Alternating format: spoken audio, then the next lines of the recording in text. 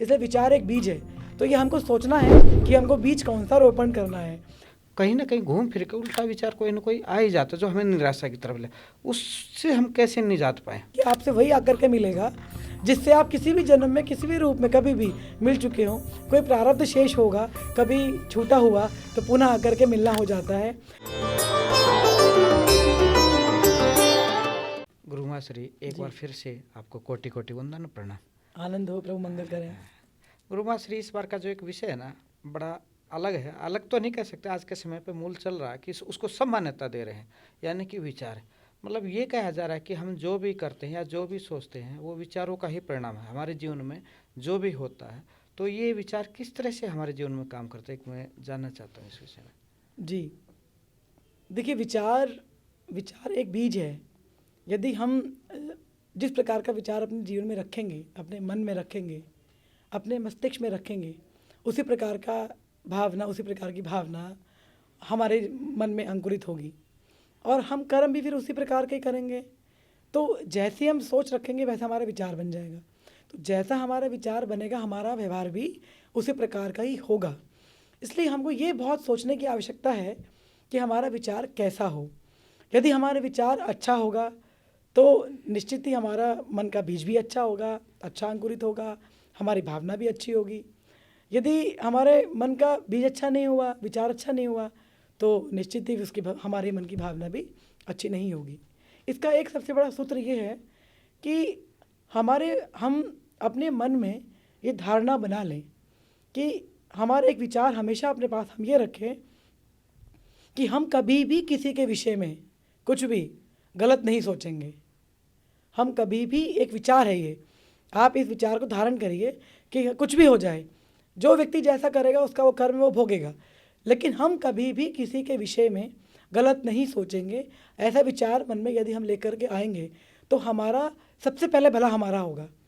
यदि हम अपने मन में विचार ऐसा लेकर के आते हैं कि उसका ऐसा हो जाए, उसका ऐसा हो जाए, तो उसका हो कुछ हो चाहे ना हो, सबसे पहला बुरा हमारा होगा। क्योंकि हमारे अंदर बैठी हुई अंतरात्मा वो देख रही है कि हमारे मन में क्या विचार चल रहा है। इसलिए हमारे मन का जो विचार है वो बहुत शुद्ध होना चाहिए। इसलिए हमको जब भी सोचें, हम शुभ सोचें, अच्छा सोचें, जिससे हमारा परिणाम भी अच्छा हो। और अच्छे विचार होने से हमारे भावना भी अच्छी होती है, और भावना अच्छी होने से हमारे कर्म भी अच्छे होते हैं, और कर्म अच्छा होने से हमारे परिणाम भी अच्छे होते हैं। इसलिए विचार एक बीज है, तो ये हमको सोचना है कि हमको बीज कौन सा रोपण करना है, नकारात्मक या सकारात्मक। तो हमको बीज जो रोपण करना है वो करना है शुभ भावना का। शुभ भावना का बीज धारण करने से हमेशा शुभ कार्य होते हैं और मंगलकारी होता है। गुरु माँ, इसमें जैसे मैं बताऊँ, मेरी माँ हमेशा एक बात कहती, किसी से मजाक भी करो तो शुभ करो, ताकि वो कभी सत्य भी हो तो वो अच्छा ही हो। उस समय हमें ये अर्थ नहीं समझा, लेकिन अब आ रहा है। लेकिन समस्या ये है कि हमें अच्छा विचार आता ही नहीं। कहीं ना कहीं घूम फिर के उल्टा विचार कोई ना कोई आ ही जाता है जो हमें निराशा की तरफ ले, उससे हम कैसे निजात पाए। बदल सकते हैं क्या विचार को हम? बिल्कुल, विचार बदलने से, परिवेश बदलने से पूरा जीवन बदल जाता है। देखिए, सबसे पहला तो ये है कि हमारे आसपास का वातावरण, ये भी देखना बहुत ज़रूरी है कि हम कहाँ रहते हैं, हम किन लोगों के साथ हैं, हमारी संगत कैसी है, हम किन लोगों के साथ उठ बैठ रहे हैं। तो हमको संगत का असर तो आता ही है, तो हमको इस पर भी कार्य करना चाहिए कि हम अच्छे लोगों के साथ बैठें, जिनके अच्छे कार्य हों, जो अच्छे कार्य करें, शुभ लोगों के साथ बैठें, जो शुभ भावना रखते हों। तो यदि हमारी संगत भी अच्छी होगी तो हमारी भावना भी अच्छी होगी, और एक दिन हमारे विचार भी बदल जाएंगे, अच्छे विचार हो जाएंगे। तो अच्छी संगत, अच्छी रंगत। तो उसी प्रकार जब हम अच्छी संगत रखेंगे तो हमारी अच्छी रंगत होने से हमारे विचार भी अच्छे होंगे, हमारे कार्य भी अच्छे होंगे। अब जैसे आपने ये संगत की बात की, इसमें एक विषय और आ जाता है, कई बार हम चर्चा भी होती है कि हमारे को जो भी रिश्ते नाते होते हैं, यानी कि जो भी मित्र होते हैं, वो पहले से तय होते हैं हमारे कर्मों के अनुसार। तो फिर हम अपनी मर्जी से कैसे चुने? देखिए, मतलब पहले तो एक बार मैं फिर से रोक रहा हूँ जी कि ये क्या सत्य है कि हमारा पहले से तय होता है सब रिश्ते नाते? अब क्योंकि इसके आगे मैं इसके द्वारा सुख दुख मिलने वाले पे भी आपसे जानूंगा, तो एक बार इस विषय में थोड़ा पहले जान लो, फिर सुख दुख की यात्रा को मैं आगे बढ़ूंगा। मेरा एक बड़ा सूत्र है जो मेरे जीवन का अनुभव है कि मिलेगा वही जो मिला मिलाया है, अनजान तो मिल नहीं सकता। इसलिए ये सबसे बड़ी बात है कि आपसे वही आकर के मिलेगा जिससे आप किसी भी जन्म में किसी भी रूप में कभी भी मिल चुके हों। कोई प्रारब्ध शेष होगा, कभी छूटा हुआ तो पुनः आकर के मिलना हो जाता है। क्योंकि हमारी स्मृति हमें याद नहीं रहती, इसलिए हम ये ध्यान नहीं रखते या हमें याद नहीं होता कि हमारा अपना कौन है, पराया कौन है। इस संसार का नाम ही है किसी से लेना, किसी को देना, सुख और दुख। तो हमारे जीवन में जो हमको सुख देने आएगा वो हमसे मिलेगा, जो हमको दुख देने आएगा तो वो हमसे मिलेगा। हमारा जो भी शेष छूटा हुआ होगा वो किसी ना किसी रूप में तो हमको पूर्ति करनी पड़ेगी। इसलिए हमको जो है ये मिलेगा वही जो मिलाया है, सब पहले से ही तय है। आपने ही पहले तय किया है, आपके कर्मों के माध्यम से ही आपका भाग्य निर्मित हुआ है। उसी भाग्य के निर्मित के अनुसार आपको जीवन मिला है। एक ही समय पर दो बालक का जन्म हुआ, उनका जीवन अलग अलग है, वो अब उनके कर्म और भाग्य के कारण। इसलिए वो जो आपसे मिल रहा है उसका भी कुछ ना कुछ कारण है, अच्छा हो या बुरा हो वो अलग बात है। तो हम अपनी इस यात्रा को, यानी कि हमारे साथ जो भी है उसको अच्छे की तरफ कैसे ले जाएं, और वो विचार वाली जो बात थी उसको कैसे हम अच्छे की तरफ परिवर्तन करें, क्योंकि जो पीछे हो गया वो तो हमारे हाथ में। आज आपके सानिध्य में हो गया, मैं आभास हो गया, नहीं, हमें ही मंथन करना है, सामने वालों को नहीं। तो वो मंथन हम कैसे करें अपने जीवन में? देखिए, सबसे पहला कार्य हमको ये करना है कि हमको अपने जीवन में, अपने मन में, अपने मस्तिष्क में एक जो नेगेटिव भावना हम जो रखते हैं हमको वो लेके नहीं आनी है। हम पॉजिटिव कम सोचते हैं और नेगेटिव ज़्यादा सोचते हैं। हमको अपने जीवन की शुरुआत करने के लिए शुद्धिकरण करना होगा, और शुद्धिकरण होगा शुद्ध विचारों से। जैसे मैं आपको एक बात बताती हूँ कि जैसे हम भोजन करते हैं तो शरीर का जो भोजन है वो क्या है, वो है अन्न। तो शरीर किससे भरता है? शरीर का जो पोषित होता है वो होता है अन्न से। यदि हम अन्न ग्रहण नहीं करेंगे या जिससे हमारा शरीर पोषित होता है हम उसे ग्रहण नहीं करेंगे तो हमारा शरीर कमज़ोर हो जाएगा, क्षीण हो जाएगा। उसी प्रकार हमारे मन का भी भोजन है। हमारे मन का भोजन है शुद्ध विचार। हमारे मन का भोजन है शुद्ध विचार। यदि हम अपने पेट को, शरीर को भोजन नहीं देंगे तो हम कमज़ोर हो जाएंगे। यदि हम अपने मन को शुद्ध विचारों का भोजन नहीं देंगे तो हमारा मन, मस्तिष्क कमज़ोर हो जाएगा। उसी प्रकार हमारी बुद्धि का भी भोजन है, और बुद्धि का भी भोजन है शुभ कार्य, शुद्ध कार्य, शुभ कार्य। यदि हम अपने बुद्धि को शुभ कार्य में लगाएंगे, अपने मन को शुद्ध विचारों में लगाएंगे और अपने शरीर को शुद्ध भोजन देंगे तो आप ये मान सकते हैं कि आपका जीवन कहाँ जाएगा। आप इसका अनुभव करके देख लीजिए।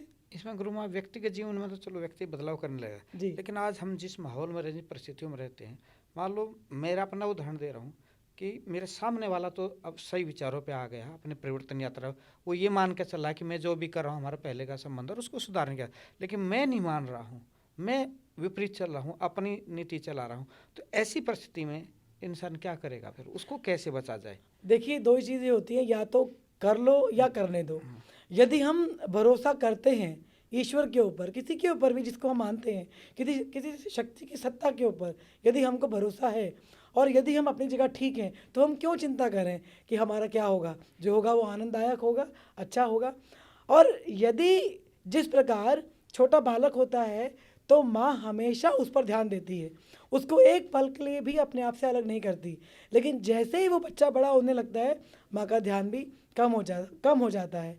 उसी प्रकार यदि हम अपने कार्य जो हमको हमारे करने वाले हैं उन कार्यों को हम पूरा करें, अपने धर्म का पालन करें, अपने कर्तव्यों का पालन करें, तो हम देखेंगे कि हम जो कर रहे हैं अपना कार्य करिए और आप छोड़ दीजिए। जो आप करेंगे वो तो आपको मिलना ही है। आप भोजन पाएंगे तो आपका पेट भरेगा, आपका मित्र भोजन पाएगा तो आपके मित्र का पेट भरेगा। तो हमको क्या ग्रहण जीवन में करना है ये हमको देखना है, हमको जीवन में क्या लेकर के आना है ये हमको देखना है। ये बहुत अति आवश्यक है।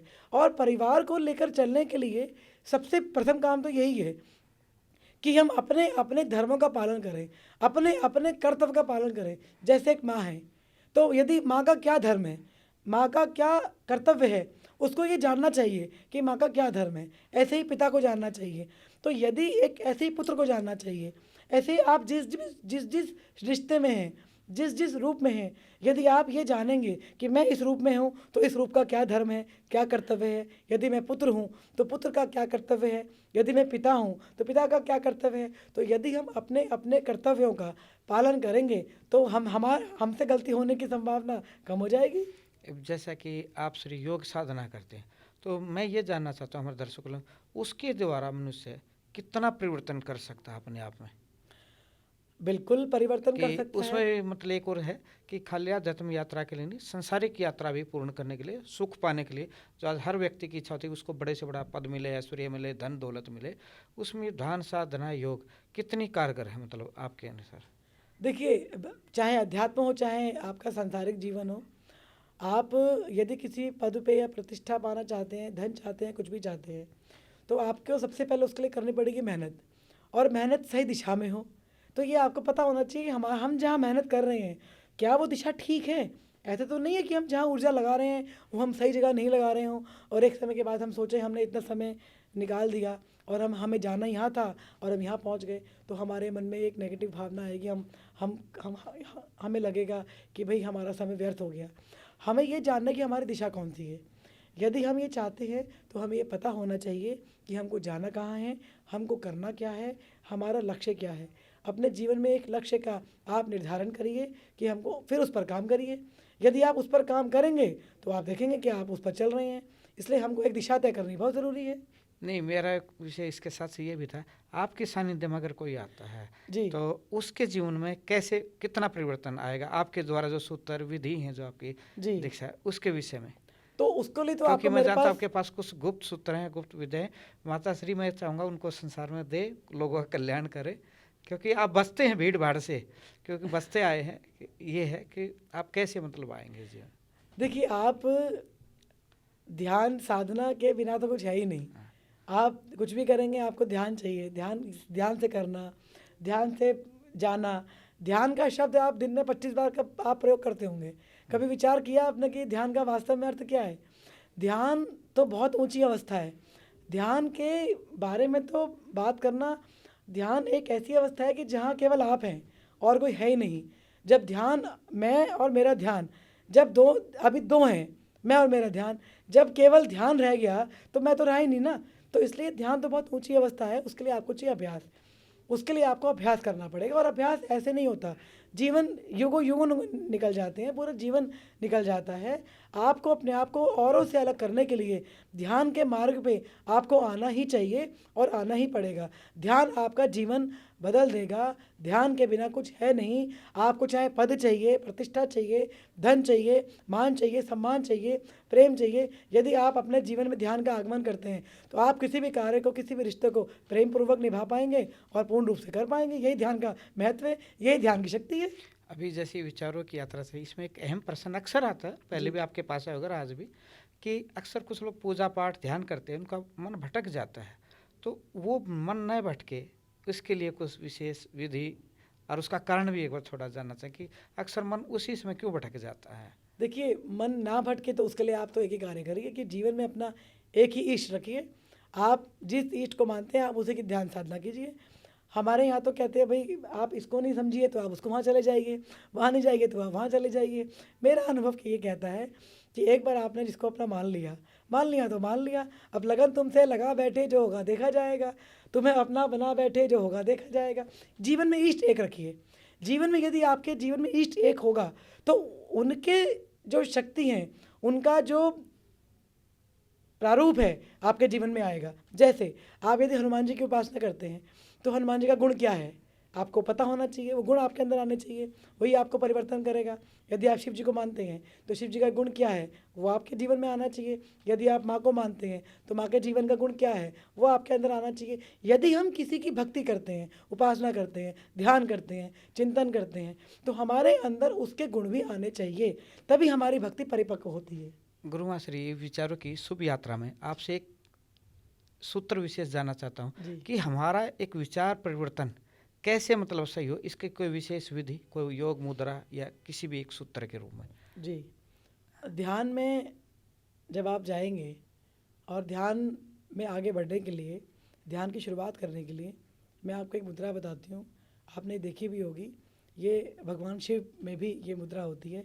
यदि आप ये जो मुद्रा है, ये मुद्रा यदि आप कुछ भी, आप लेटे हैं, बैठे हैं, कोई चर्चा कर रहे हैं, यदि आप इसको आप 5 मिनट, 10 मिनट, 15 मिनट आप जब आप करने बैठेंगे तो आपका मन स्थिर होने लगेगा। ये आपके विचारों को एकाकार कर देगा।